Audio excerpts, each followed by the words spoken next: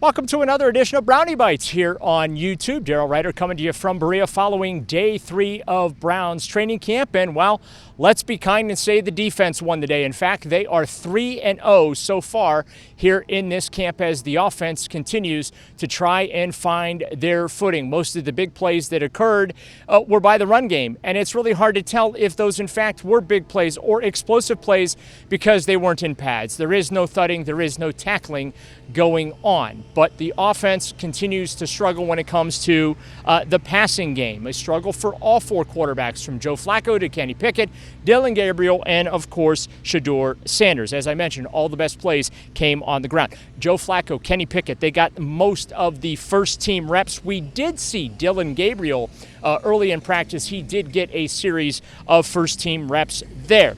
The 2 rookie quarterbacks held court before Friday's practice. Of course, it was also the first practice held in front of fans, so good to see the folks out here in Berea. Best brownie bites of the day from one Shedeur Sanders at the podium. I'll say just have a deeper level of understanding because I know whenever I get my opportunity, I got to maximize it. So that's something you have to change in the mentality standpoint. And the mental standpoint is, okay, I just got to think about what I could do to get better, even if I'm not getting reps, and it's no problem. I would say just learning. Every day, of course, I'm learning different things because I know the opportunity will come, and whenever it comes, I want to be able to know the ins and outs and know the full everything. So I don't want to really make too many mistakes when it's my time. I don't think nobody in this organization is here if they're not trying to win.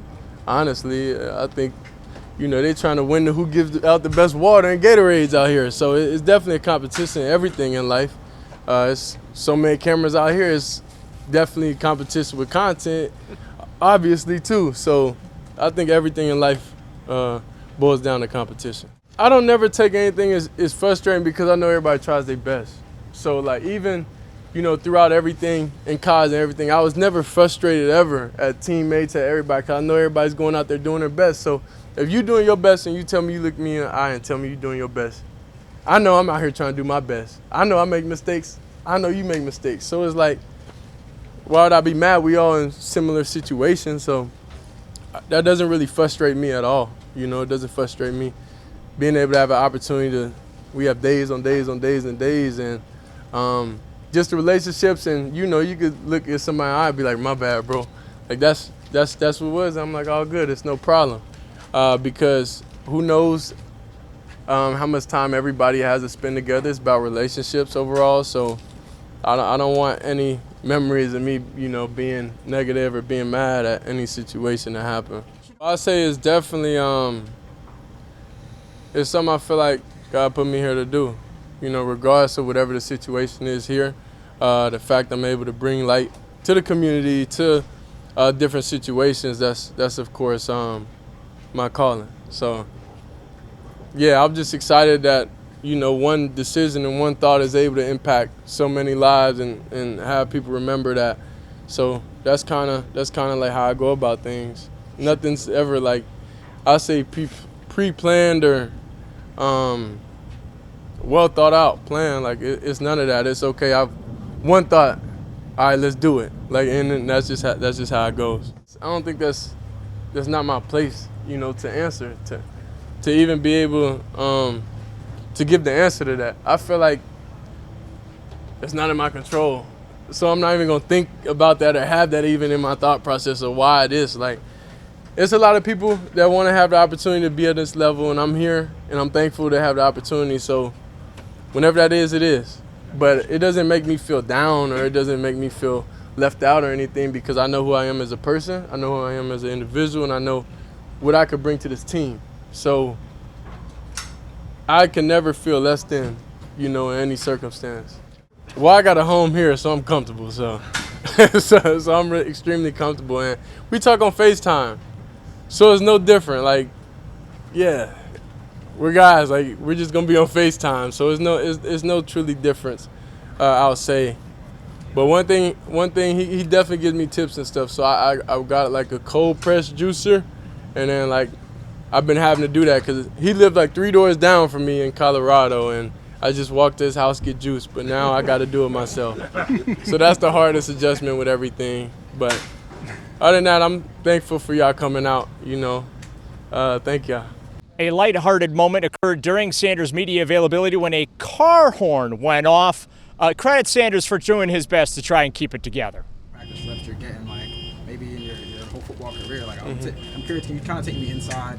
What does before practice look like? What does after practice look like? You talked about the virtual reality. Are you spending more time with Bill? Okay, kind of just take me into what that preparation. Yeah, that horn is sick. My fault, bro. I don't know who crossed the golf cart or something. Are they fixing that? Because it's throwing me off my thought process. Interrupting our content. Hey. Interrupting, man. Y'all can cut that. It don't matter, man. Yeah, but just what is like before practice look like? What does after practice look like to make sure that you really get. See, it ain't me. It ain't me doing that. I don't know what it is. All right, I guess they busy right now. Before practice, of course, is jotting down all the plays, and it starts the night before, of course, but. Training camp, you get a lot of different plays each day, and you don't know who's gonna get in what. So that's the exciting challenge that it is. Like, dang, you don't even know what reps you're gonna get, so you gotta be ready for everything. That's how it is, in games also. So, jot down the plays, understand conceptually what it is. I'll say from rookie minicamp and OTAs to now, I learned more in depth with everything, so I'm just excited I'm able to have this approach with things and take full advantage of it. While Sanders has yet to get first-team reps, a little bit of an elevation on Friday, he did take a few snaps with that second-team offense. Dillon Gabriel also at the podium. Let's hear some of his comments as, again, he and Sanders appear to be fighting the uphill battle to try and win this quarterback competition with a focus on both of the veterans, Joe Flacco and Kenny Pickett. Here's some of what Gabriel had to say Friday morning. Yeah, I think a rep is a rep in general, and we try as quarterbacks knowing that there's not many reps to go around, just as how a practice goes. When you're behind the center and trying to take as much mental reps as you can, that's been our to our benefit. Be able to get it that way. So, and then you talk about it in the film room as well. So there's a combination of ways to make it happen, but of course the physical is a little different. It's just focusing on right where I'm at today. And I think a lot of people are focused on results, but the more you can just be right where your feet are, the results will come. And for me, I'm just focused on today. I got a practice today that I look forward to, and it's been a blast to be able to learn and compete every single day. I think elite focus, it's difficult to talk about, or difficult to actually do, but easy to talk about. And I think that's something that you just have to continue to pride yourself on. And I've had a lot of reps of that. But every rep is precious, physically. But even mentally, when you're behind center and trying to get those reps, those are precious as well. So try to, do the combination of the two. And then when you're in meetings, be able to talk through it so that you feel extremely prepared for when you do get on the grass. But, it's a culmination of a lot of things. And, that's why being present is huge. So you don't let a day pass by without you being extremely focused on what's at hand. I view competition as beat myself yesterday, and how can I be better than I was yesterday? And I think when you have that focus, it's going to make everyone better. It's going to make your team better.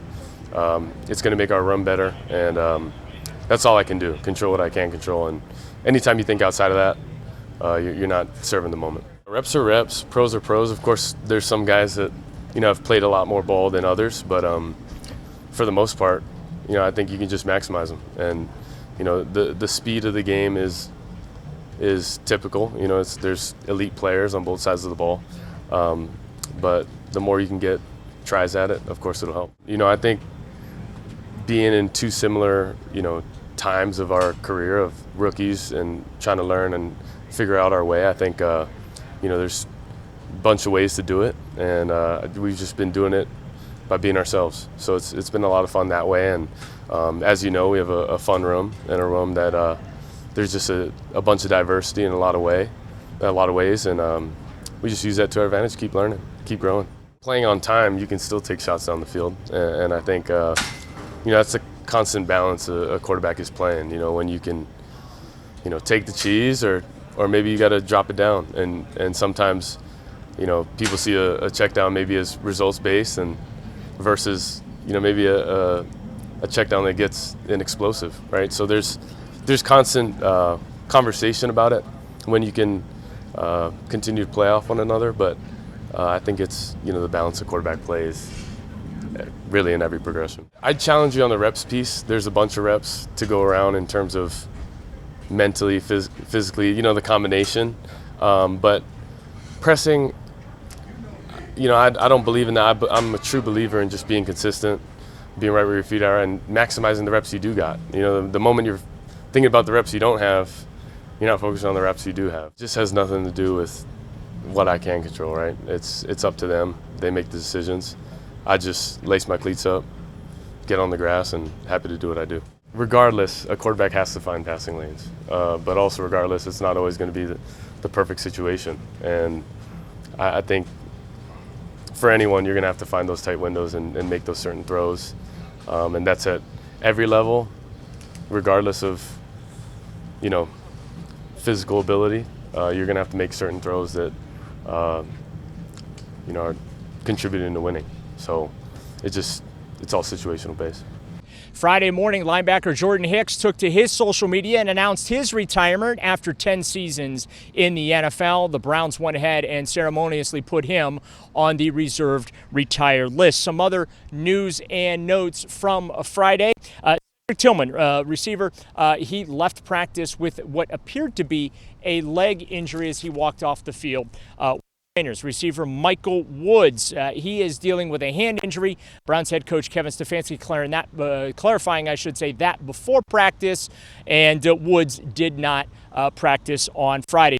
Ford, the running back there, who a lot more is going to be asked of him with Quinshon Judkins unavailable, unsigned. Don't even know if he's going to be able to play to start the season. Ford is still working his way back from injury as well. Next practice, they're back to work first thing morning, 9:30 a.m. It is, of course, open to the public, so we'll see you there. That's it for this edition of Brownie Bites on YouTube. Thanks, as always, for watching, and, of course, subscribing to the 92.3 The Fan YouTube page. In studio with the Browns, Daryl Ruiter, Sports Radio 92.3 The Fan.